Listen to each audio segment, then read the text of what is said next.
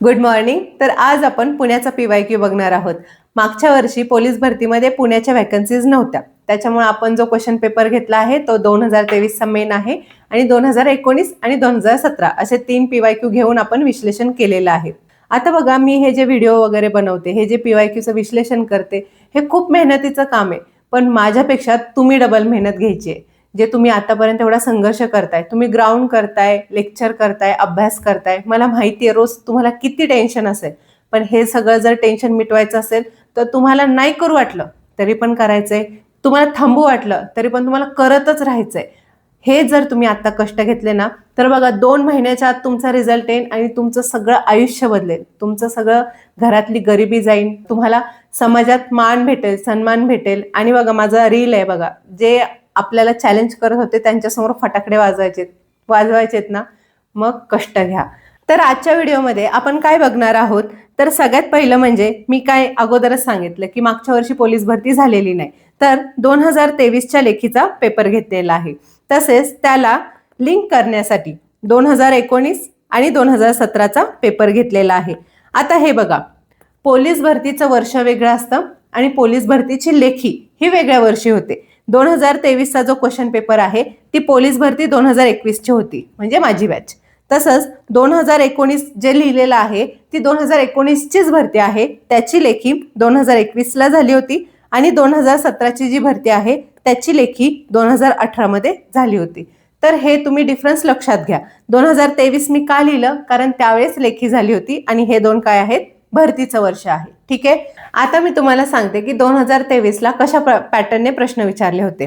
एक तर पुण्याचा पॅटर्न खूप फिक्स होता, म्हणजे खूप छान होता. अगोदर काय होतं, अगोदर बुद्धिमत्ता विचारलं होतं, बुद्धिमत्ताचे काही प्रश्न होते. त्याच्यानंतर सरसकट मराठी होतं, त्याच्यानंतर गणित होतं, त्याच्यानंतर GK आणि GS याच्यावर प्रश्न होते आणि त्याच्यानंतर शेवटचे 2-3 प्रश्न हे करंट अफेअर्सशी रिलेटेड होते. जर असं फिक्स पॅटर्न मध्ये जर प्रश्न आले तर तुम्हाला सॉल्व्ह करायला पण मजा येते आणि तुमची लिंक लागते आणि पटपट सॉल्व्ह होतात. तसंच बघा, मराठी, गणित, बुद्धिमत्ता पुण्याच्या पेपरला असे फिक्स पॅटर्न मध्ये येतात. तर काही गणितं ही अवघड असतात. कसं होतं, गणित अवघड असली किंवा समोरचं सांगणारं जरी समजत नसेल तर मग आपल्याला बोर होऊ लागतं, मग आपल्याला नको वाटतं. पण तरीही थांबायचं नाही. जरी समजत नसेल तरी सारखे सारखे व्हिडिओ बघा, समजून घ्या. तरी पण समजत नसेल स्वतःही ट्राय करा, पण सोडायचं नाही. तसंच व्हिडिओ शेवटपर्यंत बघा. आणखी एक महत्वाची गोष्ट म्हणजे 100व्या प्रश्नानंतर मी पुणे जिल्हा विशेषवर आणखी एक अर्धा तास लेक्चर घेतलेला आहे. मग त्याच्यावरून तुम्हाला एक कल्पना पण येईल की एक 4 ते 5 मार्क कुठून येतात आणि त्याच्या रिलेटेड मी आणखी एक्स्ट्रा इन्फॉर्मेशन जशी सांगते तसं ते सांगून क्लिअर केलेलं आहे. त्यामुळे तुम्ही ते सुद्धा बघा. आणि PDF मध्ये ते पुणे जिल्हा विशेष नंतर जे करंट अफेअर्सच्या रिलेटेड, GK GSच्या रिलेटेड सुद्धा नोट्स ऍड केलेले आहेत, तर ते सुद्धा तुम्ही बघून घ्या. ठीक आहे. आता मी बाजूला जाते, कारण तुमचा फुल फोकस हा स्क्रीनवर पाहिजे. कसं, व्यक्ती जर असेल तर आपलं समोर काय शिकवते त्याच्यापेक्षा त्या व्यक्तीवर जास्त लक्ष जातं. त्याच्यामुळे मी बाजूला होते आणि आपण पूर्ण स्क्रीनवर व्हिडिओ सुरू करूया. ठीक आहे. चला तर मग सुरू करूया आपल्या आजच्या व्हिडिओला. चला, आता आपल्या पुण्यासाठी पहिला क्वेश्चन काय आहे, संख्यामालावर आहे. हा बुद्धिमत्तेवर आधारित आहे. 2023ला पण विचारला होता, 2017ला पण विचारलाय आणि 2019ला पण विचारलाय. म्हणजे कोडिंग डिकोडिंग या चॅप्टरवर कमीत कमी एक तरी प्रश्न आहे. आता जसं जसं आपण पुढे जाऊ तसं तसं आपल्याला कळेलच की किती प्रश्न विचारलेत. आणि आपण मुंबई पोलीसचं पण पाहिलं की त्याच्यावर सुद्धा जवळपास 5 ते 6 प्रश्न किंवा जास्तच हे कोडिंग डिकोडिंगवर होते. त्यामुळं संख्यामाला हा बुद्धिमत्तेचा चॅप्टर खूप इम्पॉर्टंट आहे. काय काय वेळेस इझी पण विचारतात आणि थोडंसं मॉडरेट पण विचारतात. तर तुमची तशी तयारी असली पाहिजे, कसा जरी प्रश्न आला तरी आला पाहिजे. ठीक आहे. आता ह्याची प्रॅक्टिस कशी करायची, हे बघा.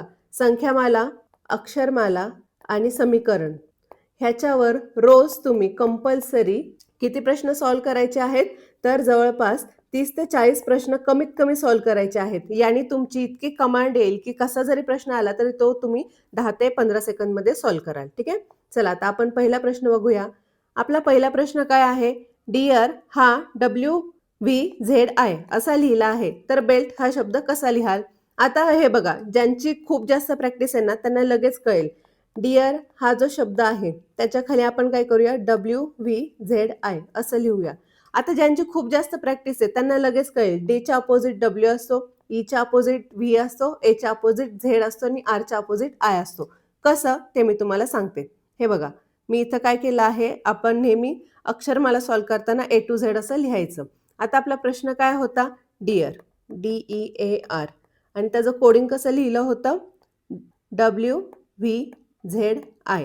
आता इथं बघा तुम्ही, डी कुठे आहे, इथे आहे, डीच्या अपोजिट डब्ल्यू आहे का, आहे, बघा ई इथं आहे, ईच्या अपोजिट व्ही आहे, इथे पण आहे, एच्या अपोजिट झेड आहे, इथे सुद्धा आहे, आणि आरच्या अपोजिट काय आहे, आय आहे, म्हणजे इथं सुद्धा आहे. हे तुम्हाला कधी कळेल, प्रॅक्टिसने कळेल. आता हे लक्षात कसं ठेवायचं हे सुद्धा मी तुम्हाला सांगितलं होतं. ए झेड हे तर कॉमन आहे, पहिले जे येतात ते सोपे आहेत. नंतर काय, BY बॉय, CX कॉक्स, ड्यू, ईव्हीचं काय, ईव्ही गाड्या असतात आपल्या. हे काय आणखी, फूल, FU फूल, GTY सिटी, HS असं, IR म्हणजेच काय, आईस्क्रीम वगैरे, असं तुम्ही लक्षात ठेवू शकता. आता हा पॅटर्न कसा लक्षात ठेवायचा आहे, हे बघा, SHIRTG, हे काय झालं, शर्ट जी, असं हे लक्षात ठेवायचं. हे थोडं तुम्हाला कळेलच नंतर. पुन्हा काय, JQ, joker queen, KP, Koregaon park, LO, लव, MN शेवटचे हे लक्षात ठेवायचे. आता हे मी का लक्षात ठेवते, जर सपोज कोणी मुंबईचा व्हिडिओ पाहिला नसेल तर त्यांना ही शॉर्ट ट्रिक मी लक्षात ठेवण्यासाठी सांगितली आहे. आता आपला पुढचा, आपल्याला कशाचं डिकोडिंग करायचं आहे, बेल्टचं डिकोडिंग करायचं आहे.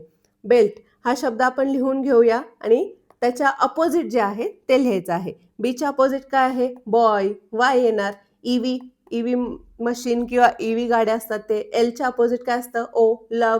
टीच्या अपोजिट काय असणार, शर्ट, जी, म्हणजे काय येणार, जी. हे आपलं झालं डिकोडिंग. मग आपलं उत्तर काय येणार, YVOG, ऑप्शन क्रमांक 3 हे आपलं उत्तर आलं. ठीक आहे. आता आपण पुढचा प्रश्न बघूया. 2017ला कसा प्रश्न आला होता, लव दिलं होतं आणि लवचा कोडिंग काय दिलं होतं आपलं, NQXXG. आता हे आपण वरती सॉल्व्ह करूया. हा कसा सॉल्व्ह करायचा आहे, आता आपल्याला पुढं काय दिलं आहे, लव दिला आहे, बरोबर, आणि लवचं कोडिंग काय दिलं आहे, NQXG.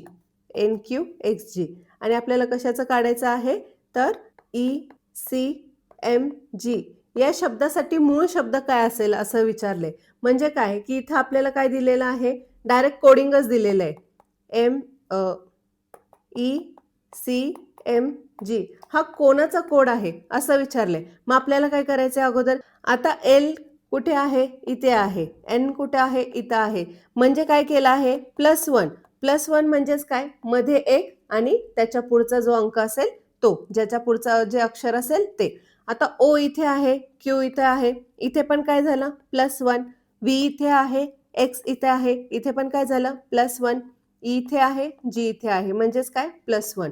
म्हणजे हे कोणाचे तरी काय असणार आहेत, +1 असणार आहे. मग एकतर तुम्ही कोणाचे तरी +1 करा किंवा ह्यांच्या मागे -1 करा. ठीक आहे. -1 म्हणजेच काय, सपोज ई इथे आहे, -1 म्हणजे काय येणार, C येणार, आणि सीच्या पुढे +1 केलं तर ई येणार. मग आपण काय करूया, रिव्हर्स जाऊया. रिव्हर्स म्हणजेच काय, E -1, C -1, C -1 काय येणार, ए येणार. M कुठे आहे, M इथे आहे, बरोबर, M इथे आहे, M -1 म्हणजे काय येणार, K येणार, आणि G कुठे आहे, इथे आहे, -1 केलं तर काय येणार, E येणार. म्हणजे आपलं उत्तर काय आलं, केक आलं, आणि केकचं हे काय आहे, कोडिंग आहे, म्हणून ह्याचं उत्तर काय येणार, केक, ऑप्शन क्रमांक 1. आता ह्याच्या पुढं काय दिलं आहे, बोल्ड दिलं आहे आणि त्याचं काय दिलेलं आहे, कोडिंग दिलेलं आहे. कोडिंग काय आहे, ANKS. आता मला हे काय वाटतंय माहिती आहे, ह्याच्या मागचे आहेत, हे कसं आहे ते बघूया आपण इथे. आता आपल्याला काय दिलं आहे, बोल्ड दिलं आहे, बरोबर. बोल्डचं कसं केलंय कोडिंग, ANKS. आणि आपल्याला कशाचं काढायला दिलं आहे, तर OTMD हा कशासाठी लिहिलेला आहे असं विचारलेलं आहे. म्हणजे OTMD हा कशाचा कोड आहे, जसं आपण मागे सॉल्व्ह केलं सेम तसं. आता इथे पॅटर्न काय आहे ते आपण बघूया. बी कुठे आहे, बी इथे आहे, त्याच्यानंतर त्याला कोड काय दिला आहे, ए दिला आहे, म्हणजे लगेच मागं, इमिडिएट मागं, बरोबर, म्हणजे काय, लगेच मागं. ओ कुठे आहे, इथे आहे, एन इथे आहे, म्हणजे लगेच मागचा. एल कुठे आहे, इथे, के इथे आहे. मी तुम्हाला मगाशीच म्हणलं ना, मला हे बघूनच वाटतंय की हे एकमेकाच्या मागे असेल. टी कुठे आहे, टी इथे आहे, टीच्या मागे लगेच काय आहे, एस आहे, म्हणजे इमिडिएट मागं. आता हे काय असणार आहेत, हे पण कोणाच्या तरी लगेच मागे असणार आहे. पण आपल्याला काय काढायचं आहे, ह्यांचा कोड काढायचा आहे. मग ह्यांचा कोड काढण्यासाठी हे कोणाच्या तरी लगेच मागे आहेत, बरोबर. मग आपण कोड काढण्यासाठी ह्यांच्या लगेच पुढे कोण आहे ते बघायचं आहे. कळलं मी काय बोललं ते कळलं. ओ जे आहे हा कोणाच्या तरी मागं असणार आहे, बरोबर. मग आपल्याला कोणाच्या मागे हे माहिती नाही, पण आपल्याला हे कळेल की हा कोणाच्या तरी मागे आहे, म्हणजे ओ कोणाच्या तरी लगेच पुढे असणार आहे. ओ हा ओच्या पुढे हा कोणतरी लगेच असणार आहे. मग ओच्या पुढे लगेच कोण आहे, पी आहे. टीच्या पुढे लगेच कोण आहे, यू आहे. एमच्या पुढे लगेच कोण आहे, एन आहे. आणि डीच्या लगेच पुढे कोण आहे, ई आहे. आता जर आपण क्रॉस चेक केलं तर बघा, पीच्या लगेच मागं ओ आला का, आला. यूच्या लगेच मागं टी आला का, आला. एनच्या मागे एम आहे, ईच्या मागे डी आहे. म्हणजे आपलं उत्तर काय येणार, पुणे. पुणे हे आपलं उत्तर आलं. म्हणून ऑप्शन क्रमांक 2 हे आपलं उत्तर आहे. ठीक आहे, समजलं. बघा 2019ला आणि 2017ला सेम पॅटर्नवर आला होता आणि 2023ला त्याच्यामध्ये थोडासा ॲडव्हान्स लेवलला आला. कळलं. चला आता आपण पुढचा प्रश्न बघूया. इथे मी तुम्हाला नोट्समध्ये सगळं सॉल्व्ह करून दिलेलं आहे. हे तुम्ही नोट्स रिव्हिजनसाठी रेफर करू शकता. ठीक आहे, चला आता पुढचा प्रश्न बघूया. आता आपला पुढचा प्रश्न कशाशी रिलेटेड आहे, विसंगत पर्याय ओळखा. आता विसंगत पर्यायावर किती वेळा प्रश्न विचारलाय बघा. 2019ला 2 वेळा विचारला आहे, 2017ला सुद्धा 2 वेळा विचारला आहे. म्हणजे 2023ला सुद्धा पुढे प्रश्न असतील, पण हे किती इम्पॉर्टंट आहे ह्याच्यावर सुद्धा 2 वेळा प्रश्न विचारले आहेत आणि सोपे सोपे आहेत, फार काही अवघड नाही. त्यामुळे काय जास्त टेन्शन घ्यायचं काम नाही. किती पण प्रश्न येऊ द्या, सोपेच असणार आहेत. मग आपला पहिला प्रश्न काय आहे विसंगत पर्यायाचा, तर विसंगत पर्याय ओळखा. मीटर, फूट, इंच, किलो. ह्यातला विसंगत पर्याय काय आहे, किलो आहे. कारण किलो हे काय आहे, तर हे वजन मोजण्यासाठी वापरलं जातं आणि मीटर, फूट, इंच हे काय आहे, हे लांबी मोजण्याचे एकक आहे. ठीक आहे, तर हे लक्षात घ्या. सोपं होतं, फक्त तुम्हाला लक्षात आलं पाहिजे काय लॉजिक लावलंय. त्याच्यानंतर 2019ला कसा प्रश्न विचारला आहे, खालील पर्यायातील वेगळा शब्द निवडा. साडी, फ्रॉक, स्कर्ट, पगडी. आता हे बघा, साडी, फ्रॉक, स्कर्ट हे आपण काय करतो, हे अंगावर परिधान करतो, म्हणजे आपण घालतो, बरोबर. आणि पगडी कुठे घालतो, तर पगडी हे डोक्यावर घालतो. आता आपण पुढचा प्रश्न बघूया. पुढचा काय आहे, विसंगत गट ओळखा. काय आहे, पृथ्वी, चंद्र, मंगळ, गुरु. आता हे बघा, पृथ्वी, मंगळ, गुरु हे काय आहेत, हे ग्रह आहेत.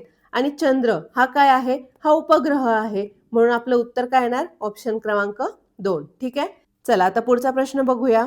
2017ला कसा प्रश्न विचारला आहे, विसंगत मराठी शब्द ओळखा. चंद्र, पृथ्वी, शुक्र, गुरु. इथे सुद्धा सेम क्वेश्चन विचारला होता आणि सेम ॲज इट इज थोडासा वेगळा करून 2019ला प्रश्न विचारला आहे.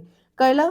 एकदम कॉपी पेस्टेड क्वेश्चन सुद्धा विचारतात. आणि पुण्याला मी खास करून पुण्याला पाहिलं आहे की बऱ्याचशे जे इकडचे तिकडचे PYQ आहेत ना, किंवा इकडचे तिकडचे क्वेश्चन पेपर ते पुण्याला ॲज इट इज प्रश्न घेतलेले आहेत. त्यामुळे पुणेकरांनी, म्हणजे ज्यांनी पुण्याला फॉर्म भरला आहे त्यांनी बाकीचे सुद्धा PYQ करा. तुम्हाला इकडचं तिकडचं काहीच करायची गरज नाही. ठीक आहे, चला आता ह्याचं पण उत्तर काय येणार, चंद्र येणार. का, कारण पृथ्वी, शुक्र, गुरु हे काय आहेत, ग्रह आहेत आणि चंद्र हा उपग्रह आहे. ठीक आहे, चला पुढचा प्रश्न काय आहे, विसंगत मराठी शब्द ओळखा. श्रावण, वसंत, कार्तिक, आषाढ. श्रावण, कार्तिक, आषाढ हे काय आहेत, मराठी महिने आहेत. आणि वसंत हा काय आहे, ऋतू आहे. त्याच्यामुळे ह्याच्यामध्ये तुम्ही कन्फ्यूज होऊ नका. तुम्हाला सगळं हे मराठी मराठी वाटेल, पण महिने, मराठी महिने तुमचे पाठ पाहिजे, मराठी ऋतू पाठ पाहिजे. मराठी ऋतू म्हणजे जनरली ऋतू हे मराठीतून पाठ पाहिजे. ठीक आहे, आता तुम्हाला ह्या सगळ्यावरून काय लक्षात आलं, तर 2026ला सुद्धा पुण्याच्या पेपरला 1 ते 2 क्वेश्चन्स हे विसंगत गट ओळखा किंवा ऑड वन आउट किंवा गटात नसणार शब्द हा 100% विचारला जाणार आहे. ठीक आहे, चला आता पुढचा प्रश्न बघूया. इथे मी नोट्स दिले आहेत, हे तुम्ही बघून घ्या. आता आपला पुढचा प्रश्न काय आहे, पावसाने सर्वांना झोडपले. ह्याच्यामध्ये आपल्याला काय ओळखायचं आहे, तर प्रयोग ओळखायचा आहे. प्रयोग ओळखण्याआधी आपल्याला अगोदर वाक्यातील क्रियापद कोणतं आहे, कर्ता कोण आहे आणि कर्म काय आहे हे आपल्याला शोधायचं आहे. जेव्हा आपल्याला ह्या सगळ्या गोष्टी माहिती पडतात तेव्हाच आपण त्या वाक्याचा प्रयोग ओळखू शकतो. आता इथे पावसाने सर्वांना झोडपले या वाक्यातील क्रियापद काय आहे, तर झोडपले. कर्माच्या अगोदर काय शोधूया, कर्ता. कर्ता कोण आहे, तर झोडपणारा कोण आहे? तर झोडपणारा पाऊस आहे. आणि ह्या झोडपायची क्रिया कोणावर होतीये? तर तो असणारे आपला कर्म. कोणावर होतीये? सर्वांवर होतीये. ठीक आहे. आता इथे पाऊस हा जो आहे ह्याला कशाचा प्रत्यय लागला आहे? नेचा प्रत्यय लागला आहे. मग जर कर्त्याला प्रत्यय असेल तर तो कर्तरी प्रयोग होईल का? नाही. म्हणजे कर्तरी प्रयोग काय झाला आपलं? नाही होणार. पण वाक्यात कर्ता आहे. कर्म कोणता आहे? तर सर्वांना. आता इथे सर्वांना सुद्धा काय आहे? नाचा प्रत्यय आहे. म्हणजे काय की वाक्यात कर्म आहे पण कर्मणी प्रयोग होईल का? नाही. मग आपलं काय होऊ शकतं? आता आपल्याला कर्ता नाहीये, कर्तरी प्रयोग नाही, कर्मणी प्रयोग नाही, राहिलं काय? भावे प्रयोग. आता भावे प्रयोग कसा ओळखायचा? जे वाक्याचं क्रियापद जे असतं हे जे झोडपले आहे ते काय असतं? नपुंसकलिंगी असतं आणि तृतीय पुरुषी एकवचन असतं. जेव्हा आपल्या वाक्याचं क्रियापद नपुंसकलिंगी तृतीय पुरुषी एकवचन असेल तेव्हा वाक्याचा प्रयोग हा भावे प्रयोग असतो. आता इथं झोडपले हे काय आहे? नपुंसकलिंगी तृतीय पुरुषी एकवचन आहे. हे कशावरून ओळखलं? आता सपोज पावसाच्या ऐवजी मी इथं वारा घेतला असता. तो वारा, तो पाऊस, पुन्हा काय आणखी काय घेतलं असतं? जर सपोज स्त्रीलिंगी रूप वापरलं असतं काय? धार. ती धार असते बरोबर. धारेने सर्वांना झोडपले. आता स्त्रीलिंगी घेतलं किंवा पुल्लिंगी घेतलं, कुठलं पण रूप घेतलं, तो पाऊस, ती धार, तरी सुद्धा आपलं जे क्रियापद आहे ते बदलत नाही. झोडपलेचं झोडपलेच राहतं. कर्त्याच्या वचनानुसार जेव्हा क्रियापद बदलत नाही आणि ते काय राहतं? नपुंसकलिंगी तृतीय पुरुषी एकवचन राहतं तेव्हा आपला होतो भावे प्रयोग. आता आपल्या वाक्यात कर्म आहे आणि भावे प्रयोग आहे. म्हणजे तो कसा प्रयोग झाला? सकर्मक भावे. म्हणून ऑप्शन क्रमांक 4 हे माझं उत्तर आलं. समजलं कसं शोधायचं? जर कर्त्याला प्रत्यय असेल तर कर्तरी प्रयोग नसतो, कर्माला प्रत्यय असेल कर्मणी प्रयोग नसतो आणि जेव्हा हे दोन्हीही प्रयोग नसतात तेव्हा राहतो काय? भावे प्रयोग. मग तो फक्त आपल्याला शोधायचा आहे की सकर्मक आहे की अकर्मक आहे. ठीक आहे. चला आता पुढचा प्रश्न बघूया. हा प्रश्न 2023 ला विचारला होता. तसा 2019 ला कसा प्रश्न विचारला होता? प्रयोगाचे मुख्य प्रकार विचारले होते. 2017 ला कसा विचारला होता? वाक्यातील प्रयोग ओळखा. म्हणजेच काय की एकतर तुम्हाला जे प्रयोगावरचे प्रश्न कसे येऊ शकतात? प्रयोग ओळखा किंवा ज्या प्रयोगाच्या वेगवेगळ्या व्याख्या असतील तर त्या व्याख्यांवर प्रश्न विचारले जातात.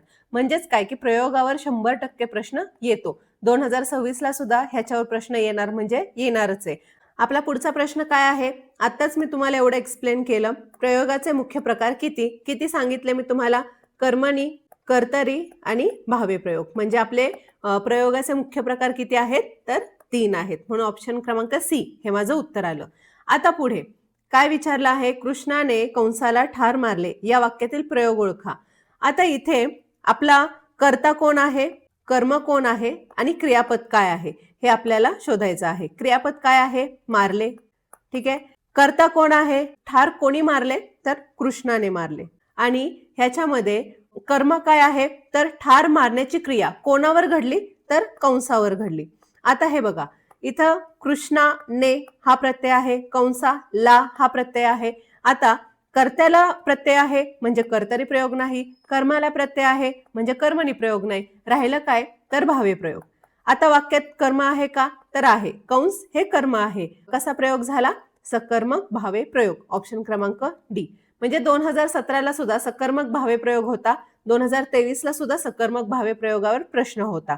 म्हणजेच काय की एक्झामिनरला भावे प्रयोग हा त्याचा आवडता विषय. भावे प्रयोगावर प्रश्न येतात आणि पाठ करून ठेवा एकदम. त्याचं म्हणजे काय स्वरूप असतं, कसं शोधायचं, सकर्मक कुठलं, अकर्मक कुठलं. ठीक आहे. म्हणजेच काय की भावे प्रयोग हा एक्झामिनरला भावतोय. ठीक आहे. चला आता आपण पुढचा प्रश्न बघूया. इथे मी नोट्स दिलेले आहेत. हे नोट्स तुम्ही रिव्हिजनसाठी रेफर करा. चला आता आपण पुढचा प्रश्न बघू. 2023 ला शिवाजी महाराजांचा जन्म कुठे झाला असा प्रश्न विचारलेला आणि 2017 ला पूर्वी कोंढाणा या नावाने ओळखला जाणारा किल्ला कोणता याच्यावर प्रश्न विचारलेला. आता हे बघा, शिवाजी महाराजांचा जन्म हा पुण्यातलाच आहे. त्याच्यामुळं याच्यावर प्रश्न विचारण्याचे खूप जास्त चान्सेस आहेत. छत्रपती शिवाजी महाराजांवर पुण्याच्या पेपरला 2 ते 3 प्रश्न 100% येणार. मग त्याच्यामध्ये काय येईल? जन्म कुठे झाला, पुन्हा त्यांची पहिली राजधानी कुठली, त्यांची दुसरी राजधानी कुठली, पुन्हा त्यांच्या वडिलांचे नाव काय, त्यांच्या आईचे नाव काय, तसंच त्यांच्या अष्टप्रधान मंडळावर सुद्धा प्रश्न विचारू शकतात. आता अष्टप्रधान मंडळावर फक्त पुण्यासाठी विचारतील का? तर नाही, आपल्या अख्ख्या महाराष्ट्रात कोणत्याही जिल्ह्याला याच्यापैकी प्रश्न विचारू शकतात. त्यामुळे हे सगळं पाठ करून ठेवा. आता बघा 2017ला विचारलेला, मग 2023ला त्यांच्या दुसऱ्या किल्ल्याबद्दल विचारला, नाही त्यांच्या जन्माबद्दल विचारला, 2017ला शिवाजी महाराजांच्या किल्ल्याबद्दल विचारला. त्यामुळे ह्या वेळेस सुद्धा प्रश्न यायचे आणखी जास्त का चान्सेस आहेत, कारण मी वरती सांगितलं युनेस्को. पहिल्यांदा आपण पुणे जिल्हा विशेष बघूया आणि त्याच्यानंतर तुमच्यासाठी स्पेशल मी करंट अफेअर्सची स्लाइड ऍड केलेली आहे, ती तुम्हाला बघायची आहे. आता आजच्या घडीला आपल्याला चेंजेस फक्त कुठं करायचे आहेत, आपल्या राज्याचे उपमुख्यमंत्री हे आता कोण आहेत, तर सुनेत्रा पवार. ठीक आहे. आणि त्यांच्याबद्दल विशेष म्हणजे ह्या पहिल्या महिला उपमुख्यमंत्री आहेत, हे तुम्हाला लक्षात ठेवायचं आहे. अजितदादांचा ऍक्सिडेंट झाला, ते वारले, त्याच्यामुळं उपमुख्यमंत्री, पहिल्या महिला उपमुख्यमंत्री ह्या सुनेत्रा अजितराव पवार झालेले आहेत. आणि आपल्या पुण्याचे पालकमंत्री कोण आहेत, हे मी जे आज व्हिडिओ बनवतेय, तर अजूनपर्यंत पालकमंत्री फिक्स नाहीये. जेव्हा फिक्स होईल तेव्हा मी तुम्हाला सगळ्यांना इन्फॉर्म करेल. त्याच्यामुळे पालकमंत्र्याची जागा सध्या खाली आहे आणि शक्यतो पालकमंत्री सुनेत्रा पवारच होतील. ठीक आहे. चला आता आपण प्रश्नाकडे वळूया आपल्या. आता सगळ्यात जास्त गाजलेली Pune grand tour 2026 cycling race. आता आपण ह्याची एक थोडक्यात माहिती बघूया. आता ही जी पुणे ग्रँड टूर आहे, ह्याला बजाज पुणे ग्रँड टूर असं म्हटलं जात होतं. जर तुम्हाला विचारलं की कोणी स्पॉन्सर केली होती, तर नावातच आहे, कोणी स्पॉन्सर केली ती, बजाजने स्पॉन्सर केली ती. तसंच ह्या पुणे ग्रँड टूरचा ब्रँड अँबॅसिडर कोण होता, तर महेंद्र सिंग धोनी हे होते. ठीक आहे. तर हे तुम्हाला माहिती पाहिजे. तसंच याचा प्रकार कसा होता, तर आंतरराष्ट्रीय, म्हणजे वेगवेगळ्या देशातून आपल्या महाराष्ट्रामध्ये पुण्यामध्ये खेळाडू आले होते. ह्याची मान्यता काय आहे, तर UCI 2.2 कॅटेगरी. आता UCIचं फुल फॉर्म काय आहे, तर युनियन सायक्लिस्ट इंटरनॅशनल. ही संस्था खूप महत्वाची आहे, कारण ही संस्था काय करते, जे सायकलच्या रिलेटेड, जे सायकलचे वेगवेगळे टूर्स वगैरे असतात, तर त्याच्या रिलेटेड नियम बनवणे, स्पर्धेचे नियम बनवणे, त्याच्या शर्यती, तसेच त्याचं नियमन, हे सगळ्यांचं निरीक्षण वगैरे ही UCI ही संस्था करते. त्यामुळे ही इम्पॉर्टंट आहे. ठीक आहे. आता ह्याचं स्थान कुठलं होतं, तर पुणे व परिसर. आता मी तुम्हाला डिटेलमध्ये सांगते की पुणे व परिसर म्हणजे ती कुठून कुठून गेली. ठीक आहे. कारण तुम्हाला जोड्या लावामध्ये ते सुद्धा प्रश्न विचारू शकतात की बाबा ही ग्रँड टूरचा जो रूट होता तो कुठला खालीलपैकी नव्हता, तर त्यावेळेस तुम्हाला माहिती पाहिजे. पहिलं म्हणजे हवेली तालुका. आता हवेली तालुक्यामध्ये पुणे आणि पुण्याचा परिसर, त्याच्यामध्ये काय आहे की सुरुवातच कुठून झाली, शनिवार वाड्यापासून झाली. शनिवार वाडा, तिथून पुढे कुठे गेली, सावित्रीबाई फुले विद्यापीठ, कोथरूड आणि बाणेर, हा पहिला रूट होता. मग तुम्हाला जर विचारलं की सुरुवात कुठून झाली होती, तर शनिवार वाड्यापासून. तसेच दुसरं मावळ तालुका, म्हणजेच काय की मावळमधील जो घाट आहे, हिथून हा रूट होता. त्याच्यामध्ये तळेगाव, दाभाडे, कामशेतच्या बाजूचा परिसर हा येतो. तिसरं म्हणजे मुळशी तालुका. मुळशी तालुक्यामध्ये कुठं, की तिथं सुद्धा घाटातून गेली. पौड, पुन्हा लवासाचा जो घाट होता तिथून वगैरे, चढण वगैरे जिथं खूप जास्त होतं तिथून हा एक रूट होता. पुन्हा चौथं म्हणजे भोर तालुका. भोर तालुका म्हणजेच काय की कापूरहोळ, भोर परिसरातील जे रस्ते होते, नारायणगाव वगैरे, सासवड वगैरे, तर तिथून एक हा रूट होता. त्यामुळे तुम्हाला कोणकोणत्या तालुक्यातून गेलं असं जरी विचारलं तरी सुद्धा आलं पाहिजे. कोणकोणते, हवेली तालुका, त्याच्यानंतर दुसरा आहे ते म्हणजे मावळ तालुका, भोर तालुका, मुळशी तालुका. ठीक आहे. तर ह्या 4 तालुक्यातून ही स्पर्धा झाली होती. तर आता आपण पुढची माहिती बघूया. आता ही का महत्वाची आहे बघा. UCI रँकिंग मिळते. UCI रँकिंग म्हणजेच काय, आणि ते 2 म्हणजे काय की एकापेक्षा जास्त दिवस ही स्पर्धा चालते, म्हणजे मल्टी डे अशा प्रकारे स्पर्धा चालते. कॉन्टिनेंटल लेवल म्हणजेच काय की वेगवेगळ्या आंतरराष्ट्रीय स्पर्धा आहे. आणि या रेसमध्ये UCI रँकिंग पॉइंट्स मिळतात. बघा, ऑलिम्पिक क्वालिफिकेशनसाठी उपयुक्त, म्हणजे लॉस एंजलिसला 2028ला ऑलिम्पिक होणार आहे, तर त्यावेळेस क्वालिफाय व्हायला लागतं, माहिती आहे ना तुम्हाला. तर ह्या क्वालिफाय होण्यासाठी हे पॉइंट्स ग्राह्य धरले जातात. आणि ह्या पॉइंट्समुळे काय होतं की कदाचित तुमचे पॉइंट्स जास्त असतील तर तुम्हाला ऑलिम्पिकमध्ये एंट्री मिळू शकते. त्याच्यामुळे हे खूप इम्पॉर्टंट होतं, म्हणून एवढे जीव तोडून ते एवढे सायकल वगैरे चालवत होते. त्यामुळं हे महत्वाचं आहे, हे तुम्हाला गोष्ट माहिती असणं पाहिजे. पुन्हा ऑलिम्पिकला पॉइंट कसे मिळतात हे सुद्धा तुम्हाला सांगितलं. तसेच लीडर जर्सी. आता हा काय प्रकार आहे, बऱ्याच जणांना हा काय प्रकार आहे हेच माहिती नाहीये. तर मी तुम्हाला एक शॉर्टमध्ये सांगते. आता इथं लिहायला जागा नाहीये, मी थोडंसं तोंडी फास्टमध्ये सांगते. आता इथं काय दिलेलं आहे, लीडर जर्सी अशा स्टेजमध्ये एकूण वेळेवर आधारित लीडर जर्सी दिली जाते. जसे की टूर दे फ्रान्स येलो. टूर दे फ्रान्स ही सायकलची सगळ्यात मोठी, खूप मोठी स्पर्धा आहे. त्यामुळं तुम्हाला कदाचित असं विचारू शकतात की सायकलची आणखी एक खूप मोठी स्पर्धा आहे, तिचं नाव काय आहे? तर तिचं नाव आहे टूर दे फ्रान्स. ठीक आहे. आणि जे लीडर जर्सी असते ती येलो कलरची असते. आता बघा, जी पिवळी म्हणजेच काय, येलो कलरची जी जर्सी असते ती लीडरसाठी असते, जो सायकलपटू सगळ्या टप्प्यांमध्ये अव्वल येतो म्हणजे फर्स्ट येतो, त्याला ही जर्सी दिली जाते. येलो. त्याच्यानंतर कुठली जर्सी असते? तर हिरवी जर्सी असते. हिरवी जर्सी कोणाला दिली जाते? तर ज्यांचं ज्याला स्प्रिंटमध्ये सर्वात जास्त पॉइंट आहेत. स्प्रिंट म्हणजेच काय? सपाटीचा प्रदेश. ठीक आहे. आता तुम्हाला वाटेल, की हे जे सायक्लिस्ट वगैरे जे होते, तर ते एक-एकटे होते. तर नाही, ह्यांच्या टीम्स असतात आणि ह्यांचे टीम्स काय करतात, की जो लीडर असतो त्याला प्रोटेक्ट करायचं काम करतात. कशापासून? हवेपासून वगैरे इकडं-तिकडं त्यांना प्रोटेक्ट करायचं काम करतात. हे असं पूर्ण टीम असते. एकटा सिंगल सायकलपटू नसतो. ठीक आहे. आता आपण पुढचे बघूया. हे झालं येलो, हिरवी. त्याच्यानंतर पोल्का डॉट जर्सी म्हणून एक असते. तर पोल्का डॉट जर्सी ही कोणाला मिळते? तर डोंगराळ भागासाठी. म्हणजेच काय, की किंग ऑफ द माउंटन्स, जो चढणीच्या रस्त्यावर किंवा घाटात जे जास्त पॉइंट्स मिळतात त्यांना पोल्का डॉट जर्सी ही जर्सी मिळते. ठीक आहे. त्याच्यानंतर पांढरी जर्सी. पांढरी जर्सी कोणाला मिळते? तर जो सर्वोत्कृष्ट तरुण खेळाडू आहे त्याला ही दिली जाते पांढरी जर्सी. निळी जर्सी कोणाला असते? तर पुणे ग्रँड टूरमध्ये बेस्ट इंडियन रायडरसाठी ही निळी जर्सी दिली गेली होती. आणि नारंगी जर्सी. नारंगी जर्सी ही कोणासाठी असते? तर बेस्ट एशियन रायडरसाठी ही नारंगी जर्सी दिली जाते. ठीक आहे. आता ही जी पुणे ग्रँड टूर झाली ही इतकी मोठी होती, की ह्याच्यावर कसा जरी प्रश्न विचारला तरी तुम्हाला आला पाहिजे. आणि ह्याच्यावर मी तुम्हाला इतकं डिटेलमध्ये सांगतेय, जो कोणी हे स्किप करेल ते म्हणजे मूर्खपणाचं आहे. कारण हा पुण्याला विचारणार, पिंपरी चिंचवडला विचारणार, पुणे, पिंपरी चिंचवड, पुणे ग्रामीण आणि बाकीच्या अख्ख्या महाराष्ट्रामध्ये सुद्धा विचारू शकतात. त्याच्यामुळे हे एकदम पक्क करून ठेवा. आता मी तुम्हाला रायडर्सची नावं सांगते. ॲक्च्युअली कोण जिंकलं.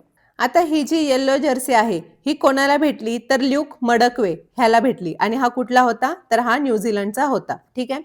आता यानंतर निळी जर्सी कोणाला भेटली? हा प्रश्न विचारू शकतात. का? कारण हा आपल्या इंडियाचा होता. तर निळी जर्सी हर्षवीर सिंह सेखो ह्याला भेटली आणि हा तर आपल्या इंडियाचाच होता. आता बघा, बाकीच्या पण 2-3 आहेत, पण येल्लो आणि निळी ह्याच्यावर विचारू शकतात. कारण येल्लो हा काय आहे? तर पूर्ण सामन्यातून पहिला आलेला आहे आणि निळी म्हणजे काय, की आपल्या भारतातून जो पहिला आला तो. ठीक आहे. तर एवढं सगळं तुम्हाला लक्षात ठेवायचं आहे. आता इथं मी थोडक्यात तुम्हाला दिलेलं आहे, जे पण आहे ते डिटेलमध्ये सांगितलेलं आहे. आणि याचं अंतर किती होतं हे खूप महत्वाचं आहे. ह्याचं एकूण अंतर जवळपास 437 किलोमीटर होतं. ठीक आहे. आणि किती दिवस चालली? 5 दिवस चालली. एवढं सफिशियंट आहे तुम्हाला पोलीस भरतीसाठी. ह्याच्या बाहेर प्रश्न विचारणार नाहीत. चला आता आपण पुढची माहिती बघूया.